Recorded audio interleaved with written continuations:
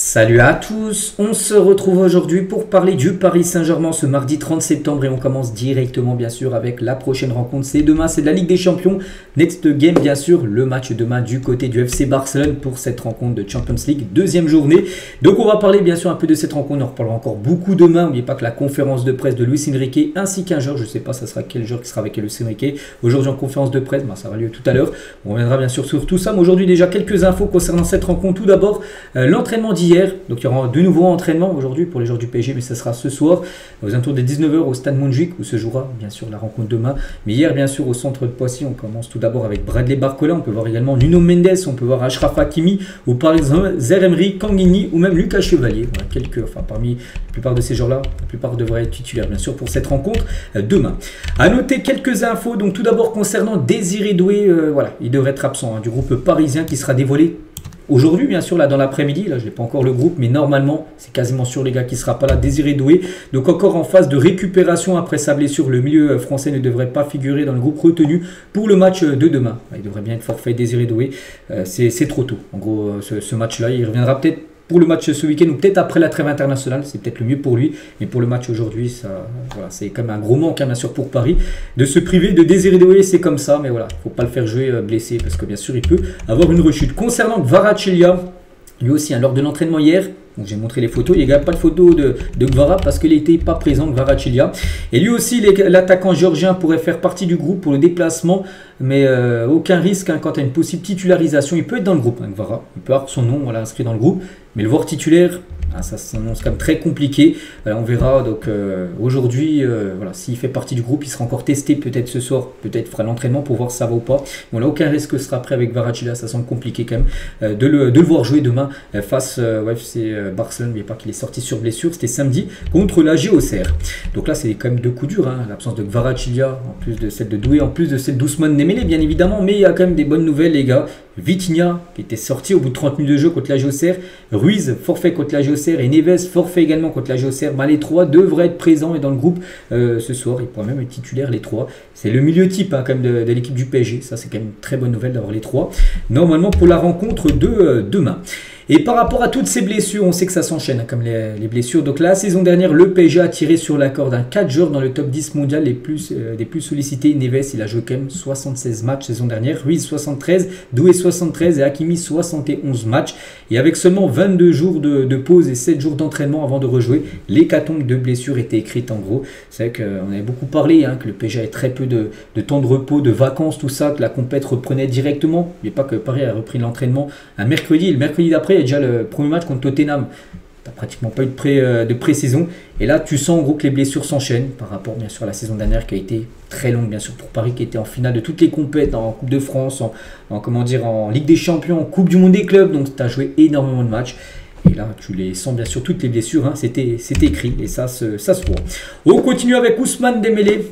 Donc forfait bien sûr pour le match de demain. Donc hier, il a assisté à un match de Ligue des Champions asiatiques, désolé, entre Al-Douaï et Al-Ali.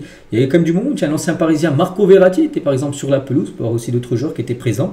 Voilà, parce qu'actuellement, il est du côté du Qatar, n'oubliez pas, que Dembélé, 7 semaines seront au Qatar pour se soigner à la clinique Aspetar. Il devrait revenir après la trêve internationale, Ousmane Dembélé. Donc c'est pour ça qu'il était au Qatar, il a pu assister bien sûr à cette rencontre de Champions League.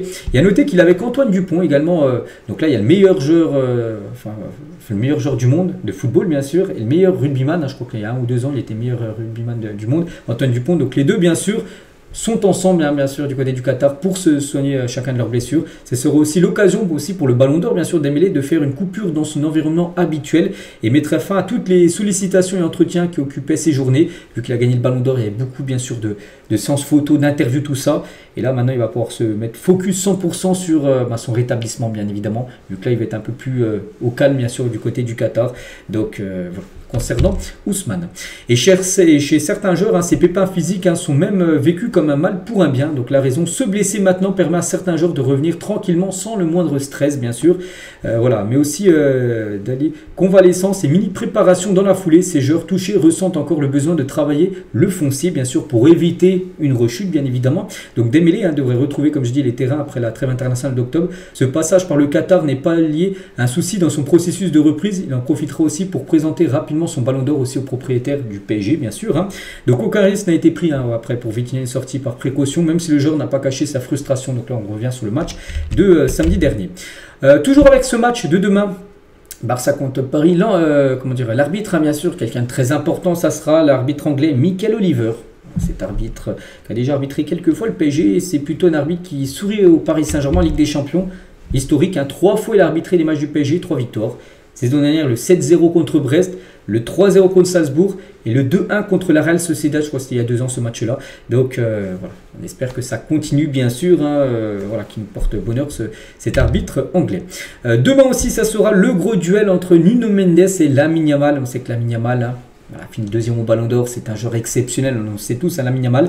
Et ben, il sera dans le couloir de Nuno Mendes. On a hâte de voir bien sûr ce match dans le match, voilà, ce duel entre l'Espagnol et le joueur bien sûr portugais. Toujours sur la rencontre de demain, notez que les joueurs du Paris Saint-Germain joueront avec leur maillot blanc. Voilà, ce sera ce maillot blanc avec l'étoile, bien sûr, vainqueur de la Ligue des Champions dessus de l'écusson. Donc les maillots portés lors de ce PSG-Barça demain seront prochainement mis aux enchères. Après, tous les maillots seront récupérés pour qu'ils soient mis aux enchères. L'intégralité des bénéfices sera reversée à la fondation Xana, vous savez, la fondation de Luis Enrique, qui a été en plus récompensé du prix Socrates. Voilà, le prix Socrates lors du Ballon d'Or, il y avait la fondation Xana. Et donc voilà, en gros, tous ces maillots seront vendus pour récolter de l'argent pour cette fondation. Ça, voilà, concernant les maillots de demain. Toujours aussi sur la rencontre de demain, les gars, d'autres infos également. Tiens, il y aura pas mal de supporters. 2600 supporters parisiens feront le long déplacement jusqu'à Barcelone demain. Donc le parquage visiteur sera complet. N'oubliez pas que le match se jouera du côté du stade Montjuïc, un stade de 45 000 places. Toutes les places sont déjà vendues.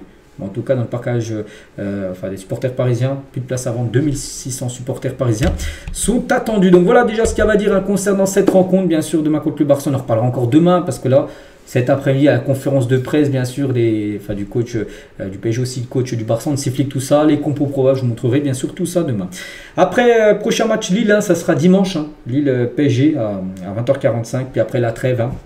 Et après, il y aura ce PSG Strasbourg. Et concernant cette rencontre, dès la reprise, c'est Paris à Strasbourg le 17 octobre prochain, et ben, une gamme de produits dédiés en vente pour encourager les dons en faveur de la recherche contre le cancer du sein. Donc, ça sera un maillot spécial, les gars, qui sera porté lors de ce match PSG à Strasbourg. Ça sera pour le mois du octobre rose.